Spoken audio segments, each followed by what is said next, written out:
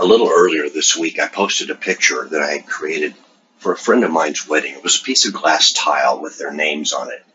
But there was a little different twist to this tile in that there was a big knockout right in the middle where their first names appeared. I've seen so many times on Facebook and on Melody's page where people create the last names and the first names are almost not even readable because they're so close to the letters for the background. So what I decided to do was make it a little differently. I created a white knockout right through the middle of those back letters.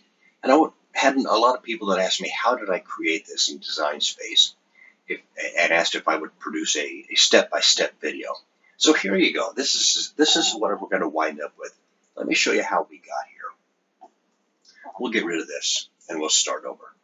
The first thing and an important idea to remember when you begin this is that you want a good, heavy, bold font for the last names. You could choose something like, I don't know, Impact or maybe Helvetica Bold. But I used Niagara Engraved. This font is available for free from a number of different font sites, but just do a Google search on Niagara Engraved, and this is the font that you'll get. Now, I'm going to assume that you know how to install fonts and you know how to use them in Design Space, so I'm not going to cover that here, but this is the font that I used.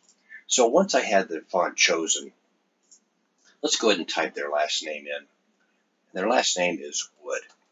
I'm going to use all capital letters for this.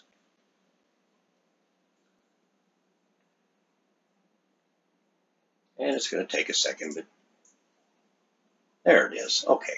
Now, obviously, this is way too small for a 12-inch tile, so I'm going to go ahead and stretch it on out, make it a little bit bigger. Let's make it about 10 inches wide.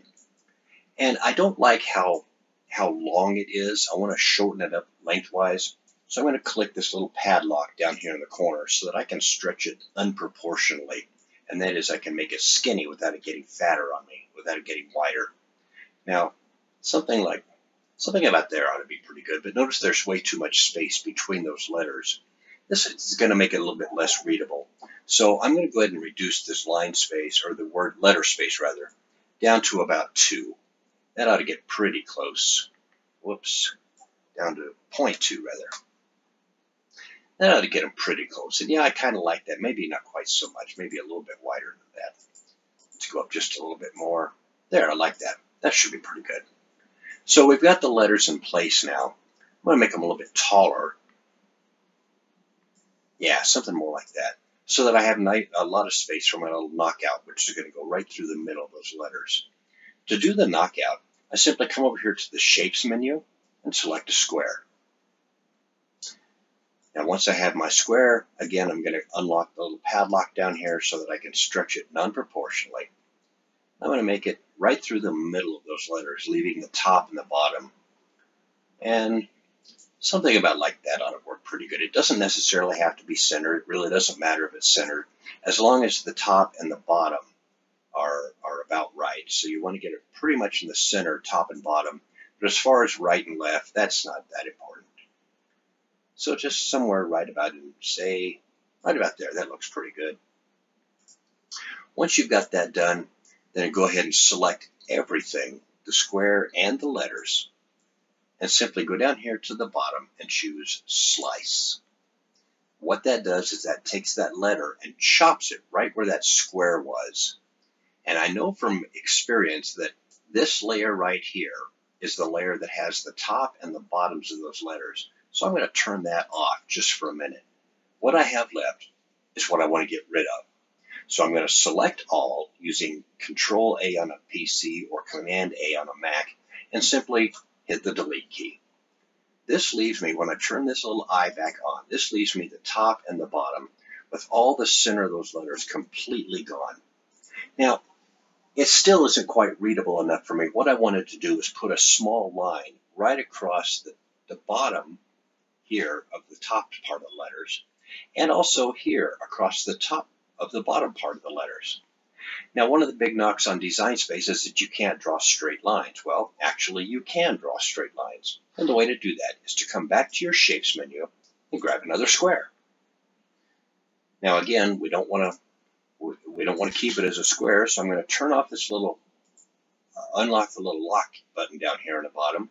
And now we can stretch this thing non-proportionally. And to make a line, we simply want a square that's going to be long and very, very thin. Something about like that. Once we have kind of the shape that we want, or the place that the size that we want, I want to put that right at the bottom of those letters, right about there. Now, of course, it's a little bit too long, and I can go ahead and again, using this little green stretch button, bring it back in just a little bit more, so that it hangs. I like it to hang out just a little bit, but not too much. Something about like that. Once you've got that top line, it's simply a matter of copying it by using Control-C on the PC or Command-C on a Mac, and paste using Control-V or Command-V.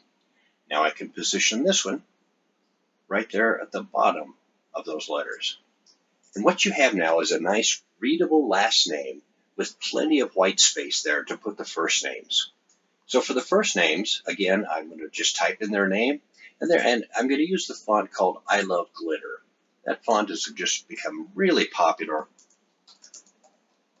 because it's such a fun little font.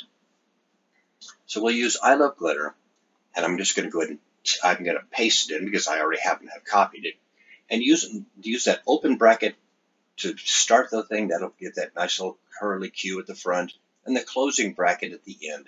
That'll give that nice closing curly Q. And the underscore in the middle gives that pretty little heart that everybody really likes. And so there it is. Now, I can put it up here and you can see a couple of things. First of all, it's way too long. And second of all, the letters aren't touching. So again, I'm going to come up here and I'm going to make that letter space about 0.2. That's going to be pretty close. I actually want it even tighter than that because notice I still have gaps. The letters aren't quite touching. So I'm just going to drop that down even more. Let's go to the negative values. I want to make sure that those letters are touching. Maybe that's a little bit too far. You see I got a little bit of an overhang there at the Y. So let's open it back up just a little bit more. Yeah, just like that. That ought to work.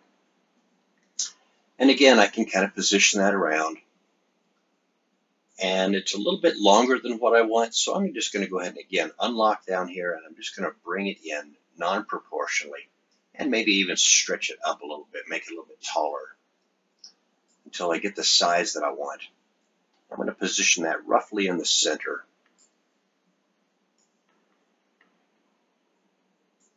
Something like that right there. And that's all there is to it. Now, before you're done, I'm going to turn these letters back off again just for a minute so that I can show you one more thing I want to do. And that is, I want to select this line with these letters, and I want to weld them. And what that will do is that'll keep it from cutting this line out separately from the letter. It'll actually become a part of the letter. So selecting all, again, Control-A or Command-A on a Mac, and hit the weld button. What that did now is that will make this line and this D and this O all part of the same piece of vinyl. So this will all cut out of one piece of vinyl. And the same thing down here. It won't be the line separate from the O, separate from this O. It'll all be attached together. Now I can turn my names back on, and I'm ready to make this. I hope it's cleared up some confusion, and I hope that this has kind of helped you to do your own project and inspire you to do some more on your Cricut. I thank you for watching, and we'll do more of these in the future, I promise. Thanks a lot. Bye-bye.